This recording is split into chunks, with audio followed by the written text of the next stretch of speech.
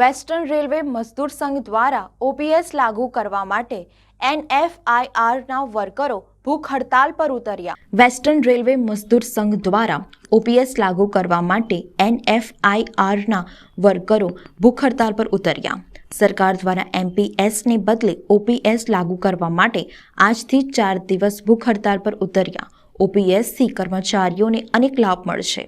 આજે વડોદરા શહેર પ્રતાપનગર ખાતે આવેલ વર્કશોપ ખાતે 200થી વધુ કર્મચારીઓ જોડાયા હતા, જેમાં 20થી વધુ કર્મચારીઓ ભૂખ હડતાલ કરી હતી।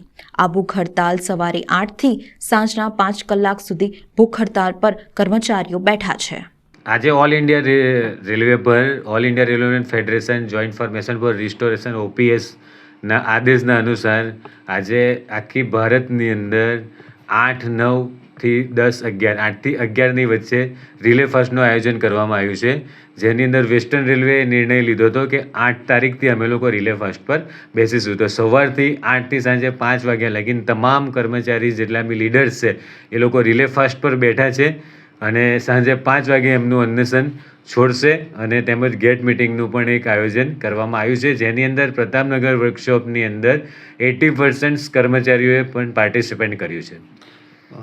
કેટલા લોકો ભૂખ હડતાલ પર બેઠા છે અને આગળની રણનીતિ શું હશે કે તમે સ્વીકારવાની આવે? આજે વર્કશોપની બ્રાન્ચ તરફથી કરીબન 25 to 26 લોકો અનશન પર બેઠા છે અને આગળની રણનીતિ જે પણ હશે એ અમારા ઓલ ઇન્ડિયા રેલવે ફેડરેશન્સના લીડર્સ નક્કી કરશે।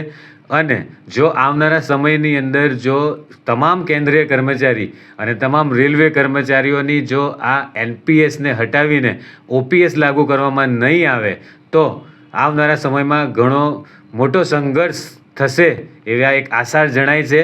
હું તો દેશના પ્રમુખ નેતાઓને અને આજના જે પણ નેતૃત્વ જે અમારી ભારત સરકારનું કરી રહ્યા છે એમને પણ હું આજે આ સંદેશ આપવા માંગીશ કે દેશના યુવાનોનું ભવિષ્ય ખતરામાં છે, તમામ કર્મચારીઓનું ભવિષ્ય ખતરામાં છે, તો જલ્દીથી જલ્દી આના પર નિર્ણય લે અને ઓપીએસ લાગુ કરવાની એક એક્શન પ્લાન નક્કી કરવામાં આવે જેનાથી ઓપીએસ લાગુ કરી શકે।